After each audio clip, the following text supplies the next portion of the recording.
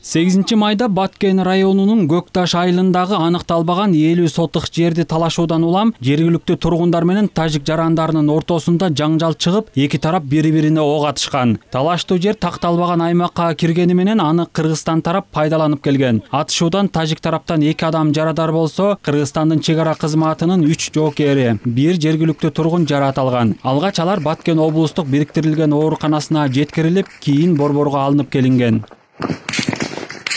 Жаңжал чек аралаш аймакта биринчи жолу болуп жаткан жок. Өткөн жылы да эки тараптын чек арачылары бири-бирине ок чыгарышып, бир аскер кызматкери каза болсо, бир нече жергиликтүү жана тажикстандык чек арачылар жарат алышкан. Мындан улам чек арада жашаган элдин коопсуздугу курч бойдон калууда. Өкмөттүн бул маселеде чабалдыгы парламенттин конституциялык мыйзамдар, мамлекеттик түзүлүш комитетинин бүгүнкү жыйынында айтылды. Эл өкүлү Табалды Тиллаев экономикалык ырычакты колдонуп, Тажикстан менен болгон чек араны толугу менен жабууну сунуштады. Товар оборот bir жылга болгону 2019 жыл 27 миллион доллар. Анын 18% гана Тажикстанга импорт. 82% бизден кирет экен. Мындайча айтканда биздин жардамыбыз да аларга. Аны түшүнбөсө менин сунушум, давайте анда чечкиндүү кадамдарга барайлы, толук жабайлы границаны.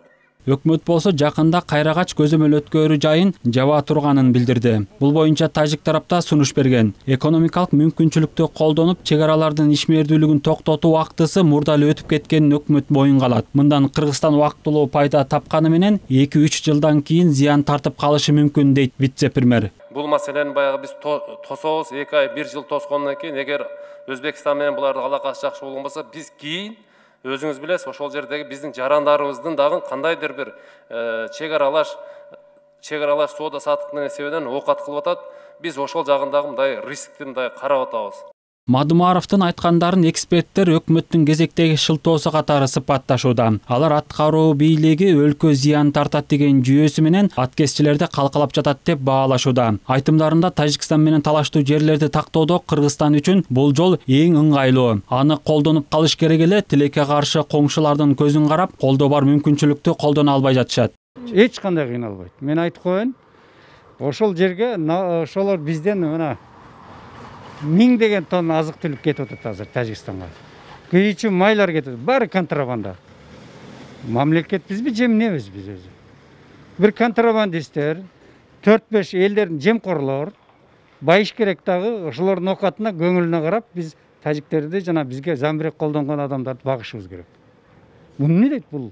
Эгемендүүлүктөн бери тажик тарап менен болгон чек ара жаңжалдарынан кийин 2014-жылы расмий дүйшөмбү менен кеңешпей туруп, көзөмөл жайларынын бардыгы жабылган. Ал кезде күч структураларын тейлеген вице-премьер министр кызматын Токон Мамытов жетектеп турган. Башта 3 айга жабылган, контрабандалык товарлар кирбей калгандан кийин коңшу өлкө чек араны ачуу өтүнүчү менен Кыргызстанга кайрылган. Бирок ага карабастан талаптары орундатылган эмес. Кийин аткезчилик менен алектенген ишкерлер ошол кездеги президентке чейин кайрылып, маселеге ошол кездеги министрлердин айрымдары да кийлигишкен. Кийин чектөө 2 жолу кыскарып отуруп, акыр аягы жокко чыккан. Ошондо жеке кызыкчылыгын жогору койгон чиновниктердин айынан көйгөй чечилбей калып кеткен. Азыр ошого кайрылыш керек.